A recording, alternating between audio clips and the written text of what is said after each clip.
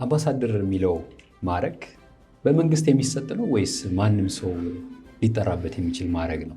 በሀገሪቱ ትልቁ ርዕሰ ብሔር ነው የሚሰጠው። ስሜት ምን ይመስል ነበር ያን ስታቅ? ከእውቀት አኳያ ማውቀው ነገር አለኝ፣ ከክሎት አኳያ ብዙ ማላውቀው ነገር ነበረኝ። አሁን ጃፓን የነበርኩበት ጊዜና ግብጽ የሄድኩበት ጊዜ የተለያየ ነው። ግብጽ ሲሄድ ኦልሬዲ አምባሳደር ነበርኩ፣ ሚኒስትር ዴታ ሆኜ ሰርቻለሁ።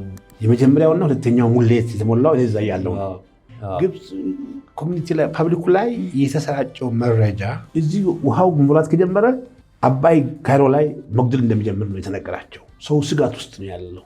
ደግሞ በደንብ ሄደህ እንዳታስረዳ ብሎክ ትደረጋለህ፣ አክሰስ አይሰጥህም ብዙ። ስለዚህ በጣም መጠንቀቅ ይኖርብኝ ነበረ።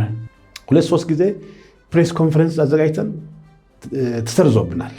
አንተ ስትሾም የነበረን ስሜት ለማወቅ ነው። እንግዲህ በወቅቱ እንግዲህ በጣም ወጣት ነበርኩ።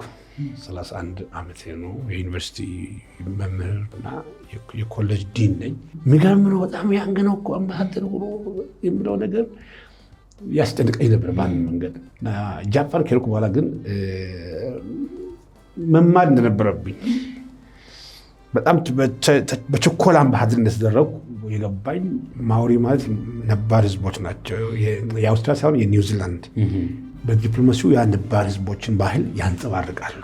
የማውሪ ነባር የሆኑ ዜጎች ባህላዊ ዳንሳቸውን እያሳዩ እየፎከሩ ይመጣሉ። አደጋ አይንን እያዩ ራሳቸውን እያወጡ ይመጣሉ። አፍንጫና አፍንጫ አይን መተው ይነካሉ።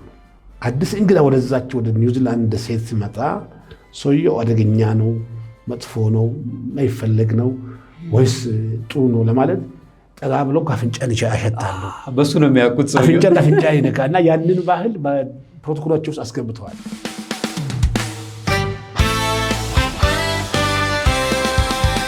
የፕሮቶኮል ጉዳይ